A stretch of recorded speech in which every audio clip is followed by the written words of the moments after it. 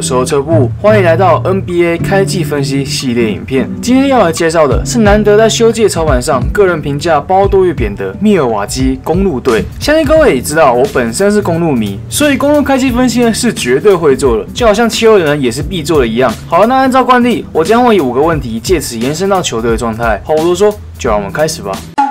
相信各位呢一定听过所谓的无菜单料理，而过去2-3年，在密尔瓦基呢其实也盛行了相同理念的东西，也就是无跑位战术和无战术的进攻。事实上呢，这2-3年公鹿在进攻端上的贫乏，相信各位在季后赛打塞尔提克的系列战肯定就知道麦克布顿侯泽的到来对于公鹿的影响，就算退1万步来说好了，战术端上肯定是会有大幅的上升，毕竟原本是0嘛。而第一个会先影响到的，我认为会是 catch and shoot 和3分球的比率，以过去他的老鹰执教时期最巅峰的14-15年赛季来当做基准好了。当年的老鹰拿下60胜22败，季后赛一路打到了东区的冠军赛，才遭到的骑士很少，这基本上已经算是目前公鹿在下一季的目标。我这边指的是前进东冠，不是指被骑士很少，谢谢。那一年的老鹰场均有32.3次的出手数去 catch and shoot， 同时也透过这个策略拿下35.6分。反观公鹿今年呢，在这2个数据上的排名都是敬陪末座，3分命中率同样也是从后面数比较快。原因其实很简单啊，因为我们完全没有替射手设置战术，连简单的跑位、绕底、掩护都没有。布顿侯泽的到来，至少能够多上不少战术的设计。出自于马刺体系的他，在战术的配置上同样也讲求跑位、掩护、传导和外围的接应。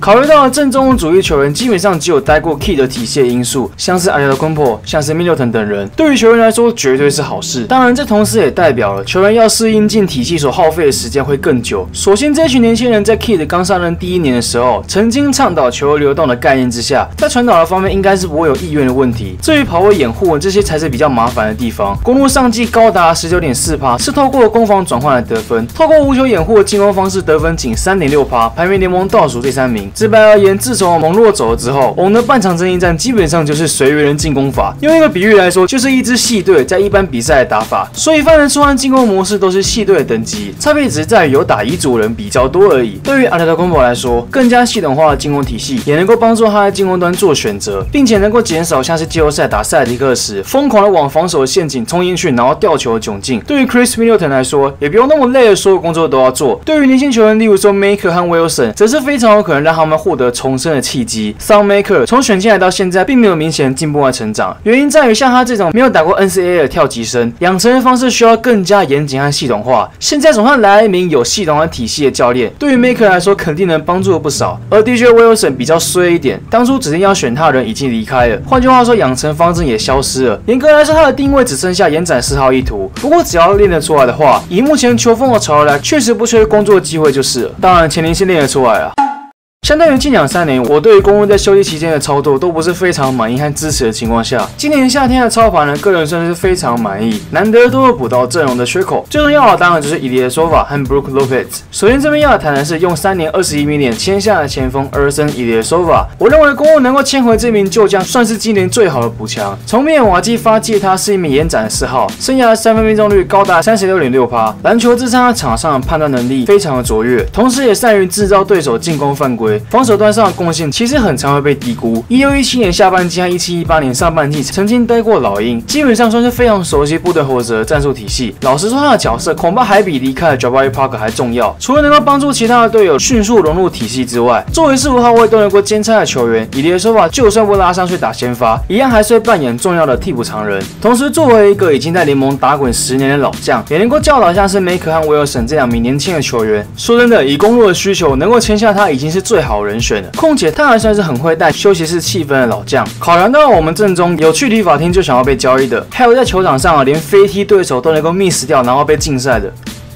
补进引力的说法真的很重要。再来，我们谈谈 Brook Lopez。虽然以类型上来说并没有补上篮板的问题，不过对我来说，公鹿的禁区和篮板平落的问题我已经放弃治疗了。因此 Lopez 篮板能力我也不打算嫌弃啊，毕竟你不能嫌弃本来就不存在的东西嘛。尤其他开始拉好3分外围投篮了之后呢，原本还能够靠进攻篮板拉高篮板数的机会也没了。所以说什么Lopez 到公鹿能够提升场均篮板数啊什么的，那肯定是你的幻觉。不过开玩笑归开玩笑，有在注意到 Lopez 的话，应该也会发现他虽虽然不是那种擅长抓篮板的人，但是在透过卡位让队友好抓篮板上倒是非常的擅长，算是非常适合 Westbrook 的好常人呢。Lopez 对于公鹿最大的价值就是外线能力，近2季平均都还有 34.5% 的水准，以常人和每场出手超过4次标准来说，算是相当的不错。值得一提的是，Budenholzer 的设置会把常人摆到底角3分埋伏。Lopez 近2季在底角3分命中率可是水准以上 41.5% 和 42.5%。对于时常切入找防守者撞墙的 Eric Bledsoe 来说 ，Lopez 的存在不仅能够让他在撞墙之后找到接应，避免失误，同时更有可能增加 Eric Bledsoe 的助攻数。而具备低位进攻和些许的策应能力的他，基本上就是外线加强，但是策应弱化版的 Craig Monroe。队友搭配和默契上应该是不会有太多的问题。而且另外一个对于公鹿来说同样重要的补强，就是 Lopez 的护框能力。是的，尽管他的防守类型使他的协防范围并不广，基本上拉出去就回不来的那种。但是原本的 Hanson 因为协调性不好的问题，并没有比 Lopez 好到哪里去，甚至更糟。而 Thonmaker 则是缺乏意识和观念。反观 Lopez 在防守数据上，除了外围的防守之外，禁区防守上算是非常有效的降低对手命中率。在与其他的中锋场均面对对手次数相差不到1次的情况下 ，Lopez 在压制命中率上是被严重低估的。根据 NBA 官方的统计 ，Lopez 在距离篮筐无论是6尺还是10尺之内，都能将对手命中率降低至少8%。这个数据呢，其实还比我们普遍认定的防守好手，例如说 Capela、Steven Adams 或是 Drummond 等人更好。作为公鹿的周围大防线，绝对是没问题的。基本上是不用思考下一季先发中锋是谁了。无论是象性还是球风的类型 ，Brook Lopez 无疑就是公鹿最好的先发中锋人选。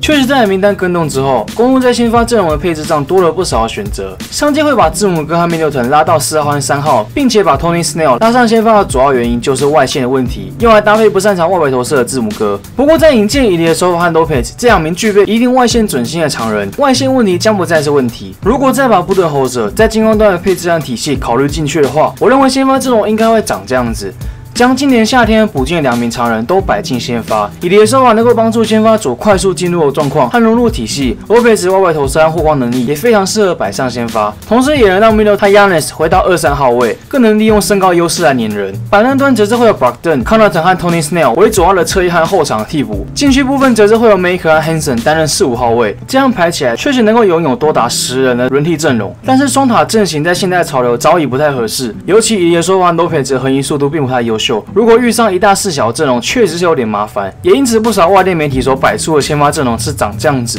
基本上就是上季的阵型，然后把 Hanson 换成 Lopez 而已。主要的原因是在于公鹿上季高达1/5的得分是来自于攻防转换。考虑到 Lopez 和伊利的手法，两人在攻防转换上的进攻频率不高，而原本的先发摇摆人 Tony Snell 上季多达22.8%的得分来源正是使用攻守转换，命中率和把握度也相当的优秀。这样看起来似乎维持上季摆阵又有些合理性了。不过呢，我认为摆回传统的双塔阵型，并不会造成太多的麻烦。Budenholzer虽然看起来主要是把心力花在半场整理战，而且在近3季老鹰的进攻形态来看，除了15-16赛季使用攻防转换频率有高达14.9%，排在联盟第8之外，最近2年的攻防转换上越来越少使用。然而实际上来说，这2年会逐渐下滑是有原因的。16-17年赛季是因为引进了 Dwight Howard， 而核心 Al Horford 离开了阵中，因此我个人会倾向采用15-16年赛季的数据。那一年是老鹰辉煌的最后1年。镜头回到球员身上，刚刚提到2个阵容差别只是在于伊利的手法和 Snell 哪个要摆上先发阵容，但其实呢，仔细翻一翻数据的话，也能发现伊利的手法透过快攻得分频率也还有15.3%，防守端和篮板端也比 Tony Snell 还有存在感。说实话，上次有在追公鹿比赛的朋友们呢，肯定都会和我有相同的感觉。直到 Tony Snell 投进了3分球之后，才会发现，原来他在场上哦。是的，没错 ，Tony Snell 这种自带边缘气场隐藏角色，有时候可能还会是对手隐藏角色。如果场上还有 Eric Bledsoe 和 Maker 的话，更能够触发团队的效果。考虑到以上种种 debuff， 大哥你还是打板凳好了。总之，我认为公鹿的先发阵容应该会是我个人提出的那一套。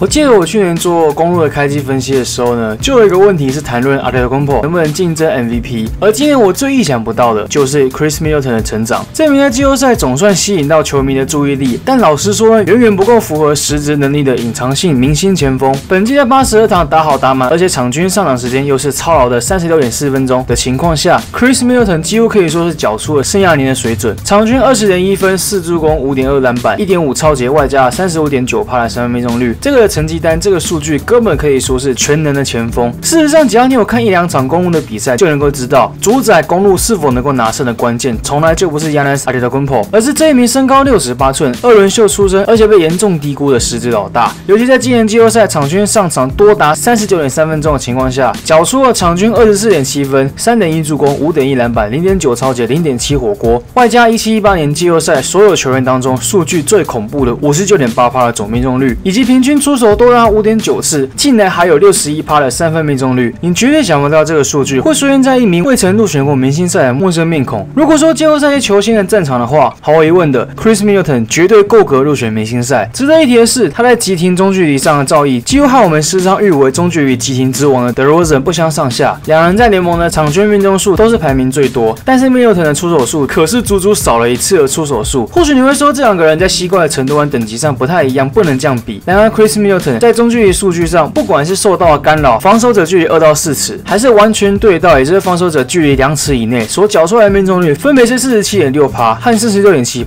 套用到全联盟上依旧是极为变态的数据。对于公鹿来说，能在如此动荡不安的赛季中维持甚至是超越上季的表现，我认为真正的功劳绝对少不了这名始终缺乏关注和掌声的好球员。这名2轮秀从当初不被看好能在联盟生存，一路成长到纯射手，来到公鹿之后，在没有好的养成体系之下，不仅蜕变成了当今联盟火红的3D型球员，更依靠了自己的苦练，进化成了有 playmaker 能力的全能型好手。在比赛当中能控球、能持球、能防守、能接应的球员可不多了，在当初又有更多战力前往西区的情况下，这名前锋值得更多的肯定、赞赏，甚至是入选明星赛。不过讲是这样讲啦，上届东区明星赛的名单只有2名明星离开了东区，而且都还是先发的名单，分别是 DeMar DeRozan 和 LeBron James。现在可能还会有 Jimmy Butler 重回东区的可能性，毕竟这几天传出了交易流言嘛。Middleton 是否有机会入选明星赛，就真的不好说了。当然，我个人还是很看好他在新教练和新体系的加成下，在新赛季入选明星赛，就如同我去年期望 Oladipo 一样。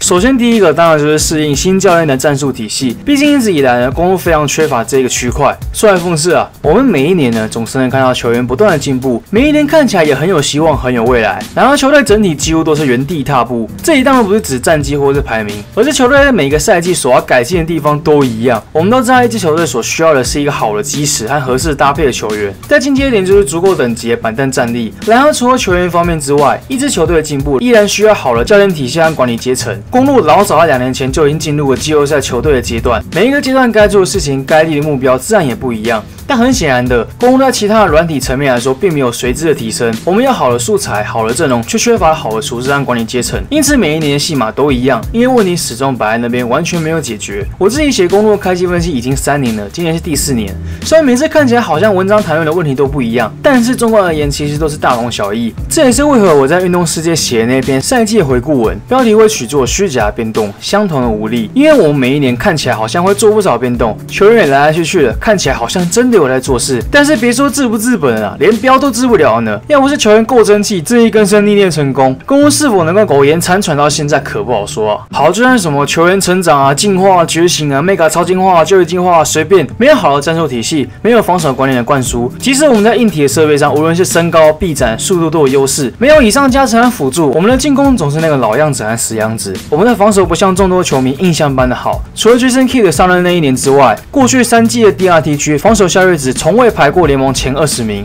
一支没有防守的球队在季后赛根本走不远，除非你的头牌球星叫做 LeBron James。而进攻端也始终不断发生相同的错误，这也是为何对于路迷来说，例行赛的比赛实在是看得很无趣，因为问题还是一样，老毛病还是会犯，所以每场比赛看起来都差不多，不上不下，几乎快要变成公鹿的代名词了。就像乡民戏称的5成路一样，尽管已经找来了新教练，而且他至少在过去呢还是有实际的总教练，但是我不太愿意抱着太多的期待，至少不会把他当作救世主来看待。有了上一次的教训，不期不待，不受伤害，虽然是一个很懦弱的心态，但却也是最能保护自己的方式了。反正不会再更糟了，就如同考试考0分以后，总会安慰自己不会再考更难一样。说真的，在这一种看比赛等于折磨自己的情况下，傻了才会每一场都看。嘿嘿嘿，我是傻子。总结来说，我认为下一季的公路将会是个转折点，而这个转折点呢，同样也有好的进展、坏的进展。主力球员包括Middleton和 Brogdon 都即将合约到期 ，Eric Bledsoe 和 Brook Lopez 同样也是明年夏天到期。总管 John Horst 将会如何处置，我想这并不是难事。作为一名过渡期和整理薪资合约的总管，谁该有谁不该有，这应该不算是难题吧？现在球风相对之下，对于控卫来说要求并不高，尤其当你的队伍当中呢有 Giannis 和 Middleton 的时候，因此我始终都认为 Brogdon 来当先发的控卫已经非常够用了。而身为隐藏老大的 Chris Middleton 剩下的是1+1合约，基本上球员选择权是肯定会放弃进入自由市场的。至于要不要续约他这个问题呢，根本等于智力的测验。老实说，我不太要求下一季公鹿能在季后赛走多远，毕竟在新教练新体系下总是需要适应期。东区前段的战力也并不弱，我只希望公鹿不要真的傻傻的交易 Middleton， 或者是拒绝和他续约，这样就够了。好的，那影片差不多告一段落了，感谢各位观看。希望以上的5个问题有帮助各位稍稍了解一下这支球队的概况。如果你喜欢这部影片的话，请帮我按赞、订阅和分享。想要看看更多即时的资讯和看法的，欢迎到我的 FB 粉专或者 IG 上逛逛。我是车布，我们下一部影片再见。